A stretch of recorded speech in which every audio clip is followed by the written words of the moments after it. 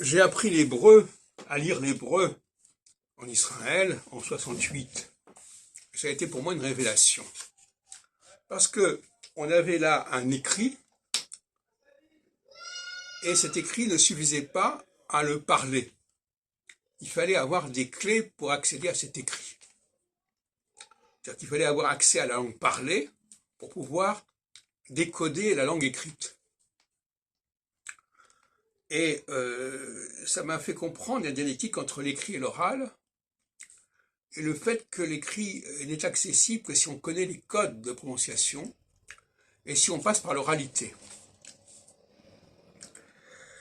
Et beaucoup de gens qui viennent à l'hébreu y accèdent par l'écrit et non pas par l'oral. Et même dans le cas des gens qui savent lire, qui vont à la synagogue, où il y a des signes diacritiques qui permettent de prononcer les mots, c'est un peu un piège, parce qu'en fin de compte, dans la réalité, dans la lecture des journaux, par exemple, il n'y a pas ce genre de signal, de signe de prononciation.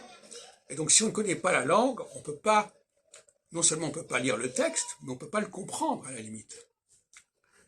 Parce que c'est un rébus, les mots, les lettres, les consonnes hébraïques, si on ne sait pas comment on les prononce, si on ne sait pas comment elles s'organisent, le texte devient complètement illisible, inaccessible. Et donc, elle demande toute une gymnastique.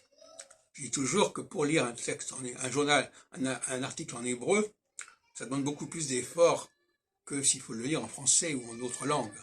Je veux dire, le lire, même le lire sans le prononcer, en le lisant pour comprendre. Parce que même quand je lis un article en hébreu et que je ne le prononce pas, il faut que je renvoie quand même à l'oral pour comprendre l'écrit, pour savoir ce qu'est l'écrit.